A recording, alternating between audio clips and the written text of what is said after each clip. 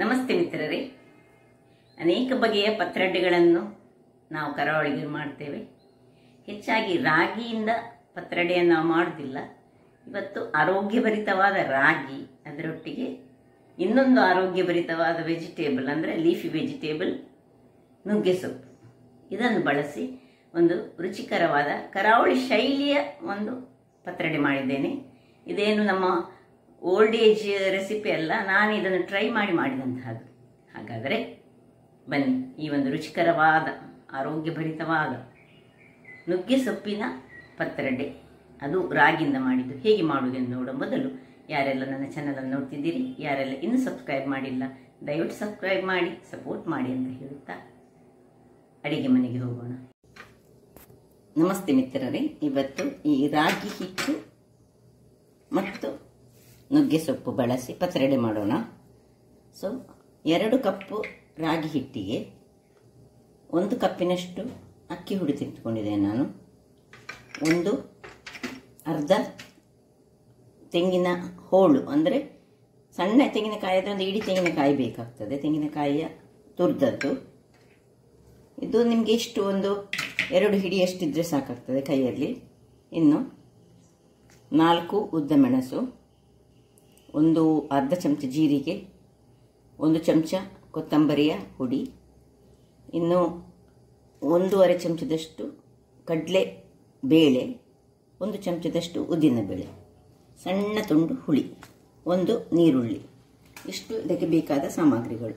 ಈಗ ಮೊದಲಿಗೆ ನಾವೇನು ಮಾಡಿ ಹೇಳಿದರೆ, ಒಂದು ಬೌಲನ್ನು ತೆಗೆದುಕೊಂಡು ಅದರಲ್ಲಿ ನೋಡಿ, ಇದನ್ನೇನು ಕಟ್ ಮಾಡಬೇಕಂತಿಲ್ಲ, ಬೇಕಿದ್ರೆ ನೀವು ಚೂರು ಚೂರುಗಳಾಗಿ ಮಾಡ್ಕೊಳ್ಬೋದು. ಇದಕ್ಕೆ ಸ್ವಲ್ಪ ಉಪ್ಪಿನ ಹುಡಿಯನ್ನು ಹಾಕೊಳ್ಳೋಣ. ನೋಡಿ, ಇಷ್ಟು ಉಪ್ಪಿನ ಹುಡಿ 1 ಚಮಚದಷ್ಟು ಹಾಕೊಂಡು ಸ್ವಲ್ಪ ತಿರುಗಿಸ್ಕೊಳ್ಳೋಣ.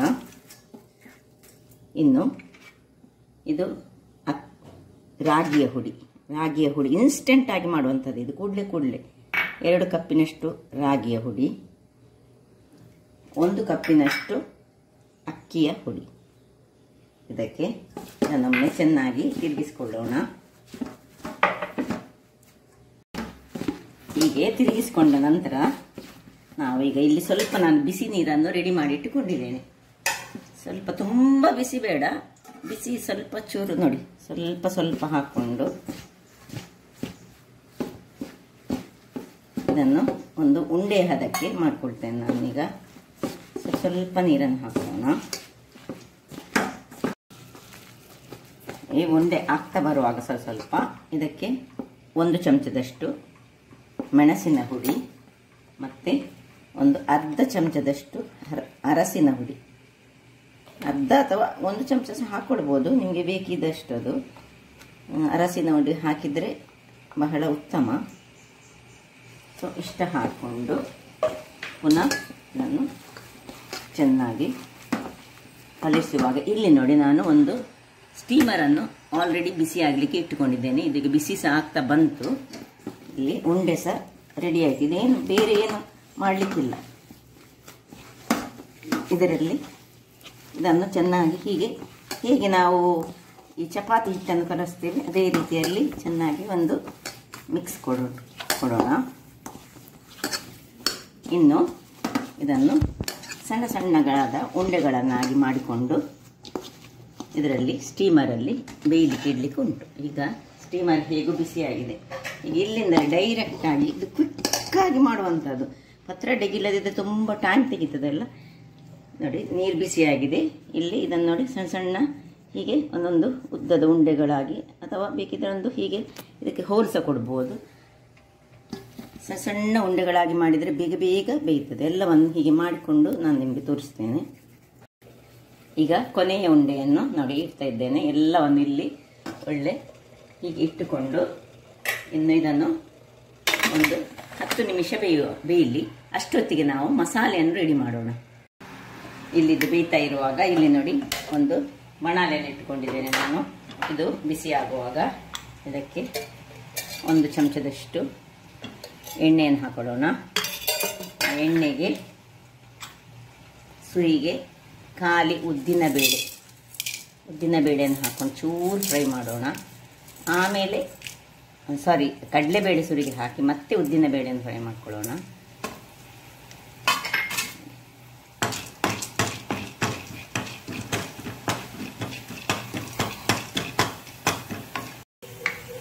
ಇದು ಸ್ವಲ್ಪ ಫ್ರೈ ಆಗುವಾಗ ಉದ್ದಿನ ಬೇಳೆ ಹಾಕೊಳ್ಳೋಣ. ಉದ್ದಿನ ಬೇಳೆ ಸ್ವಲ್ಪ ಫ್ರೈ ಬೇಗ ಆಗ್ತದೆ ಕಡಲೆಬೇಳೆಗಿಂತ, ಹಾಗಾಗಿ ನಾವು ಕಡಲೆಬೇಳೆಯನ್ನು ಸುರಿಗೆ ಹಾಕೊಳ್ತಿದ್ದೇವೆ. ಸ್ವಲ್ಪ ಫ್ರೈ ಆಗುವಾಗ ಇನ್ನು ಸ್ವಲ್ಪ ಈ ಕರಿಬೇವಿನ ಸೊಪ್ಪು ಹಾಕೊಳ್ಳೋಣ.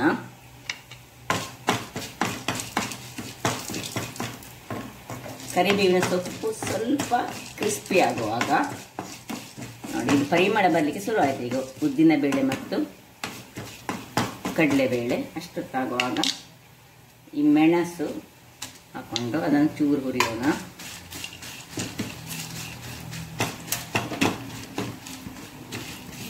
ಎಣ್ಣೆ ಎಲ್ಲ ಇದಕ್ಕೆ ತುಂಬ ಬೇಕಂತ ಇಲ್ಲ, ಸ್ವಲ್ಪ ಸಾಕು. ಇನ್ನು ಉಳಿದ ಕೊತ್ತಂಬರಿ ಬೀಜ ಮತ್ತು ಜೀರಿಗೆ ಮತ್ತೆ ಬೇರೆ ಏನು ಬೇಡ. ಇನ್ನು ಸ್ವಲ್ಪ ಹಿಂಗೆ ಹಾಕೊಳ್ಳಿಕ್ಕೆ ಉಂಟು. ಈಗ ಇದಕ್ಕೆ ಈ ಹುಳಿಯನ್ನು ಮತ್ತೆ ಹಾಕೊಳ್ಳೋಣ.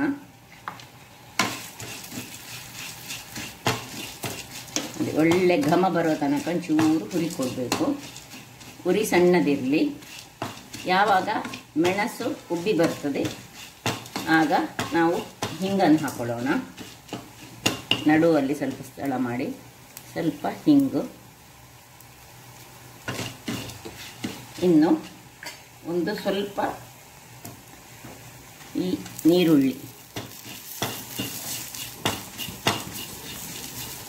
ಆದಮೇಲೆ ಈ ತೆಂಗಿನ ತುರಿ ಇದರಲ್ಲಿ ಹಾಕೊಳ್ಳೋಣ.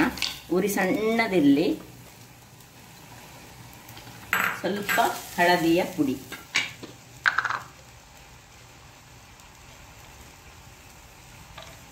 ಅರ್ಧ ಚಮಚ ಹಾಕಿದ್ರೆ ಸಾಕು. ಆಗ ಅರ್ಧ ಚಮಚ ಅದಕ್ಕೆ ಹಾಕ್ಕೊಂಡಿದ್ದೇವಲ್ಲ ಯಾವಾಗ ಈ ಹಿಟ್ಟು ಮಾಡುವಾಗ. ಇದನ್ನೀಗ ಆಫ್ ಮಾಡಿಕೊಂಡು ಈ ಬಿಸಿಯಲ್ಲಿಯೇ ಇದನ್ನು ಚೂರು ಕಾದ್ಕೊಳ್ಳಿ. ಇನ್ನು ಒಲೆಯಿಂದ ಕೆಳಗಿಟ್ಟುಕೊಂಡು ಇದನ್ನು ತಣ್ಣಗಾಗಲು ಬಿಡುವ. ಇದು ಬೇಯುವಾಗ ಇದು ನಮ್ಮದು ಕರೆಕ್ಟ್ ತಣ್ಣಗಾಗಿ ಮಸಾಲೆ ಒಂದು ರೆಡಿ ಮಾಡಿಕೊಳ್ಳಿಕ್ಕೆ ಉಂಟು. ವೀಕ್ಷಕರು, ಇದೀಗ ತಣ್ಣಗಾಗಿದೆ. ಈಗ ಇದನ್ನು ಒಂದು ಮಿಕ್ಸಿ ಅಂತ ಇಟ್ಕೊಂಡಿದ್ದೇನೆ. ಒಂದು ಸಣ್ಣ ತುಂಡು ಹುಳಿ ಹಾಕಿದ್ದೇನೆ. ಒಂದು ಮಸಾಲೆ, ಇದಕ್ಕೆ ಸ್ವಲ್ಪ ನೀರನ್ನು ಹಾಕಿ ಮಸಾಲೆ ರೆಡಿ ಮಾಡುವ. ಬೇಕಿದ್ರೆ ಇಲ್ಲಿ ಬೆಳ್ಳುಳ್ಳಿಯನ್ನು ಹಾಕ್ಕೊಳ್ಬೋದು, ಅಥವಾ ಮತ್ತೆ ಒಗ್ಗರಣೆ ಕೊಡುವಾಗ ಬೆಳ್ಳುಳ್ಳಿ ಹಾಗೆ ಸಾಕ್ತದೆ. ಸೊ ಇದಕ್ಕೆ ಸ್ವಲ್ಪ ನಾನು ನೀರನ್ನು ಹಾಕ್ಕೊಂಡು ಇದನ್ನು ಫೈನ್ ಆದ ಒಂದು ಪೇಸ್ಟ್, ಅಂದರೆ ತುಂಬ ಫೈನ್ ಬೇಡ, ಮಾಡ್ಕೊಂಡು ಬರ್ತೇನೆ. ವೀಕ್ಷಕರೇ, ಇಲ್ಲಿ ನೋಡಿ ಮಸಾಲೆ ರೆಡಿ ಆಯಿತು. ಈ ರೀತಿಯ ಪೇಸ್ಟ್ ಆಗಬೇಕು ನೋಡಿ. ಒಳ್ಳೆ ತುಂಬ ಫೈನ್ಸ್ ಅಲ್ಲ, ಸಾಧಾರಣ ಒಂದು ಹದದಲ್ಲಿ ಆಗಿ ಇದನ್ನೀಗ ಪಕ್ಕಕ್ಕೆ ಇಟ್ಕೊಳ್ಳೋಣ. ಇಲ್ಲಿ ನೋಡಿ ಇದು ಆಯಿತು. ಇದನ್ನು ಆಫ್ ಮಾಡಿಕೊಂಡು ಇದನ್ನು ಓಪನ್ ಮಾಡಿ ನಾನೀಗ ಅದನ್ನು ತಣ್ಣಗಾಗಲಿಕ್ಕೆ ಬಿಡ್ತೇನೆ. ವೀಕ್ಷಕರೇ ನೋಡಿ, ಒಳ್ಳೆ ಬೆಂದಿದೆ. ಇದೊಂದು 10 ರಿಂದ 12 ನಿಮಿಷ ತೆಗೆದುಕೊಂಡಿದೆ ನನಗೆ. ಅದು ಉಂಡೆ ಸೈಜಿನ ಪ್ರಕಾರ ಆಗೋದು. ನಾನು ಇದನ್ನೆಲ್ಲ ಹೊರಗೆ ತೆಗೆದುಕೊಂಡು ಅದಕ್ಕೆ ಶಿಫ್ಟ್ ಮಾಡ್ತಾ ಇದ್ದೇನೆ. ನೀವು ತುಂಬ ಪ್ರಮಾಣದಲ್ಲಿ ಮಾಡ್ಬೋದು. ನಾನು ನೋಡಿ ಇಷ್ಟು ಹೀಗೆ ಉಂಡೆಗಳಾಗಿ ಬಂತು. ಒಂದು ವೇಳೆ ನಿಮಗೆ ಈ ಮಸಾಲೆಯಲ್ಲಿ ಹಾಕೋದು ಬೇಡ ಇದ್ದರೆ ಇವುಗಳನ್ನೇ ಈ ಕಡಲೆಬೇಳೆ ಮತ್ತು ಉದ್ದಿನ ಬೇಳೆಯನ್ನು ಸ್ವಲ್ಪ ನೆನೆಸಿಕೊಂಡು ಅದಕ್ಕೆ ಗ್ರೈಂಡ್ ಮಾಡಿ ಮಸಾಲೆಗೆ ಹಾಕಿದರೆ ಇದನ್ನು ನಾವು ಮತ್ತೆ ಹೀಗೆ ಪೀಸ್ ಮಾಡಿ ಎಣ್ಣೆಯಲ್ಲಿ ಕಾಯಿಸಿ ಸಹ ತಿನ್ಬೋದು. ಇದು ಎಣ್ಣೆಯಲ್ಲಿ ಕಾಯಿಸದೆ ಮಸಾಲೆಯಲ್ಲಿ ಹಾಕುವಂಥದ್ದು ನಾನು ಮಾಡ್ತಿದ್ದೇನೆ. ಈಗ ಇದು ಸ್ವಲ್ಪ ತಣ್ಣಗಾಗಲಿ. ವೀಕ್ಷಕರೇ ನೋಡಿ, ಇದೀಗ ಸಾಧಾರಣ ತಣ್ಣಗಾಗಿದೆ. ಇದನ್ನೀಗ ಸಣ್ಣದಾಗಿ ಪೀಸ್ಗಳಾಗಿ ಮಾಡ್ಕೊಳ್ಳೋಣ. ತುಂಬ ದೊಡ್ಡ ಪೀಸ್ ಬೇಡ, ಸಣ್ಣ ಪೀಸ್ಗಳಾಗಿ ಮಾಡ್ಕೊಳ್ತೇನೆ. ಎಲ್ಲವನ್ನು ಹೀಗೆ ಸಣ್ಣ ಪೀಸ್ಗಳಾಗಿ ಮಾಡಿ ತೋರಿಸ್ತೇನೆ. ಪರಿಮಳ ಈ ನುಗ್ಗೆ ಸೊಪ್ಪಿದ್ದು ಈಗಲೇ ಭಾರಿ ಪರಿಮಳ ಬರ್ತಾ ಉಂಟು. ಇಲ್ಲಿ ನೀವು ಮಸಾಲೆ ಮಾಡುವಾಗ ಇದಕ್ಕೆ ಬೇಕಿದ್ರೆ ಇಲ್ಲಿ ಒಂದು ಸಣ್ಣ ತುಂಡು ಬೆಲ್ಲದ ಹುಡಿಯನ್ನು ಸಹ ಸೇರಿಸ್ಕೊಳ್ಬೋದು. ಇದಕ್ಕೆ ಬೇಕಿದ್ದವರು, ನಾನು ಸೇರಿಸಲಿಲ್ಲ. ನಾನೀಗ ಸ್ವಲ್ಪ ಮಸಾಲೆಗೆ ಸ್ವಲ್ಪ ಸೇರಿಸ್ಕೊಳ್ತೇನೆ. ಇದರಲ್ಲಿ ಸಹ ಸೇರಿಸಿದ್ರೆ ಒಳ್ಳೆಯದಾಗ್ತದೆ. ಸೊ ಎಲ್ಲ ಕಟ್ ಮಾಡಿ ಈಗ ನಿಮಗೆ ತೋರಿಸ್ತೇನೆ. ವೀಕ್ಷಕರೇ ನೋಡಿ, ತುಂಡು ಮಾಡಿ ರೆಡಿ ಆಯಿತು. ಇದೇ ಪೀಸ್ಗಳನ್ನು ಸ್ವಲ್ಪ ಎಣ್ಣೆಯಲ್ಲಿ ಫ್ರೈ ಮಾಡಿಸಿ ತಿನ್ಬಹುದು. ಇದು ಸಹ ಬಹಳ ರುಚಿಯಾಗಿ ಬರ್ತದೆ ನೋಡಿ. ಈ ಪೀಸ್ಗಳನ್ನು ಎಣ್ಣೆಯಲ್ಲಿ ಫ್ರೈ ಮಾಡಿದರೆ ಸಾಕು ನೋಡಿ. ಈಗ ನಾನು ಇಲ್ಲಿ ಒಂದು ಬಾಣಲೆಯನ್ನು ಇಟ್ಟುಕೊಂಡಿದ್ದೇನೆ. ಬಾಣಲೆಗೆ ಒಂದು 2 ಚಮಚದಷ್ಟು ಎಣ್ಣೆಯನ್ನು ಹಾಕೊಳ್ಳೋಣ. ಆ ಎಣ್ಣೆಗೆ ಈ ಸಣ್ಣದಾಗಿ ಹೆಚ್ಚಿಟ್ಟಂತಹ ನೀರುಳ್ಳಿ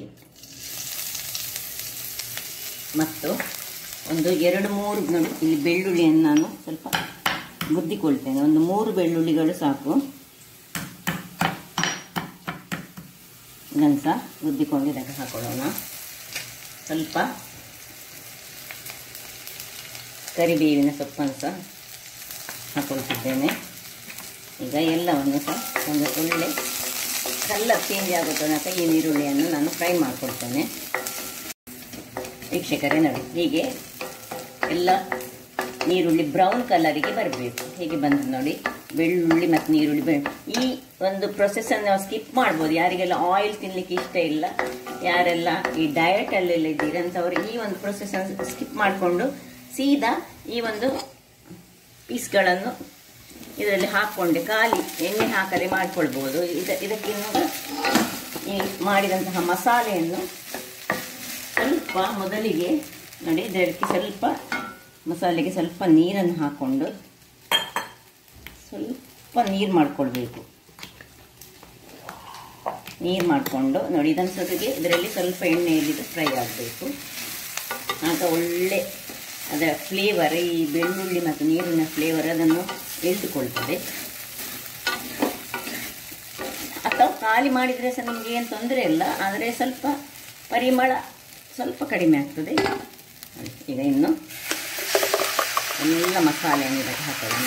ಇದು ಹೆಚ್ಚಾಗಿ ನಾವು ಕರಾವಳಿಗರು ಮಾಡ್ತೇವೆ. ಹೇಗೆ ರಾಗಿಯಿಂದ ಮಾಡುವುದಿಲ್ಲ, ಅಕ್ಕಿಯನ್ನು ಕಡ್ದು ನಾವು ಮಾಡ್ತೇವೆ. ಅದು ಸಹ ಬಹಳ ರುಚಿಯಾಗ್ತದೆ. ಎಷ್ಟು ನೀರು ಬೇಕು ಅಷ್ಟು ನೀರನ್ನು ಇನ್ನು ಹಾಕೊಳ್ಳೋಣ.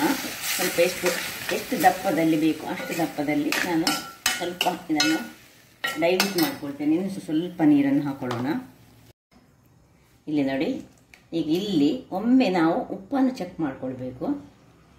ತುಂಬ ಚಪ್ಪೆ ಉಂಟು. ಈಗ ಉಪ್ಪು ಮತ್ತು ಸ್ವಲ್ಪ ಬೆಲ್ಲ ಹಾಕೊಳ್ಳೋಣ.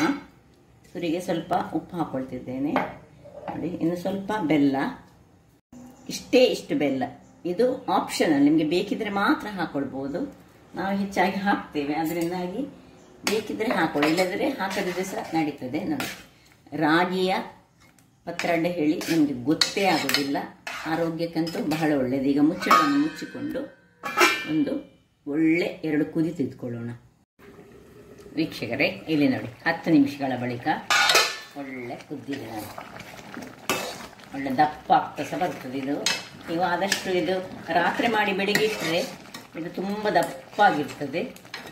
ಇದನ್ನು ಪುನಃ ಸ್ವಲ್ಪ ನೀರನ್ನು ಹಾಕ್ಕೊಂಡು ಕುದಿಸ್ಕೊಳ್ಬೇಕಾಗ್ತದೆ ಪುನಃ ತಿನ್ನುವಾಗ ನೋಡಿ. ಆಯಿತು, ರೆಡಿ ಆಯಿತು, ಸಾಕು. ಇದನ್ನೀಗ ಆಫ್ ಮಾಡ್ಕೊಳ್ತಿದ್ದೇನೆ ನೋಡಿ. ಹೇಗೆ ಬಂದಿದೆ ನೋಡಿ, ಎಷ್ಟು ಪರಿಮಳ ಸಹ ಉಂಟು. ಈಗ ಸರ್ವ್ ಮಾಡ್ಕೊಳ್ಳೋಣ. ಇದು ನಮ್ಮ ಶೈಲಿಯ ಪತ್ರೊಡೆ. ಅಂದರೆ ನಾವು ಹೆಚ್ಚಾಗಿ ರಾಗಿಯಲ್ಲಿ ಮಾಡೋದಿಲ್ಲ. ನಾನು ರಾಗಿಯಲ್ಲಿ ಟ್ರೈ ಮಾಡಿ ಒಮ್ಮೆ ನೋಡಿ, ಇದು ತುಂಬ ಟೇಸ್ಟಿಯಾಗಿ ಬರ್ತದೆ ಮತ್ತು ಆರೋಗ್ಯಕ್ಕೆ ಸಹ ಒಳ್ಳೆಯದು ಹೇಳಿ ಈ ರೀತಿ ರಾಗಿಯ ಹುಡಿಯನ್ನು ಉಪಯೋಗಿಸಿ ಇನ್ಸ್ಟೆಂಟ್ ಆಗಿ ಪತ್ರೊಡೆ, ಮಕ್ಕಳಿಗೆಲ್ಲ ಬಂದ ಕೂಡಲೇ ಒಂದು ಪತ್ರೊಡೆ ತಿನ್ನುವ ಆಸೆ ಆಗ್ತದೆ. ಆ ಪತ್ರೊಡೆ ಈ ರೀತಿಯ ಸಹ ಮಾಡ್ಬೋದು. ಕೆಸುವಿನ ಎಲೆಯ ಪತ್ರೊಡೆ ಬೇರೆ ರೀತಿಯಲ್ಲಿ ಮಾಡುವಂಥದ್ದು, ಇದು ಬೇರೆ ರೀತಿಯದ್ದು. ಹಾಗಾದರೆ ನೋಡಿದ್ರಲ್ಲ ವೀಕ್ಷಕರೇ, ಒಂದು ಕ್ವಿಕ್ ಆಗಿ ಮಾಡುವಂತಹ ಪಟಪಟನೆ ಒಂದು 20 ನಿಮಿಷ ಸಾಕು, ಅಥವಾ ಅರ್ಧ ಗಂಟೆ ಅಂತಲೇ ಹೇಳ್ಬೋದು ಮಾಡುವಂತಹ ಈ ಒಂದು ರುಚಿಕರವಾದ ರಾಗಿಯ ನುಗ್ಗೆ ಸೊಪ್ಪನ್ನು ಬಳಸಿ ಮಾಡಿದಂತಹ ಪತ್ರೊಡೆ ನಿಮಗೆ ಇಷ್ಟ ಆದರೆ ಬೋಳೂರು ಸುವರ್ಣ ಚಾನಲನ್ನು ಲೈಕ್ ಮಾಡಿ, ಶೇರ್ ಮಾಡಿ ಹಾಗೂ ಸಬ್ಸ್ಕ್ರೈಬ್ ಮಾಡಿ ಹಾಗೂ ನನ್ನ ಇನ್ಸ್ಟಾಗ್ರಾಮ್ ಪೇಜನ್ನು ಫಾಲೋ ಮಾಡಿ. ಧನ್ಯವಾದಗಳು.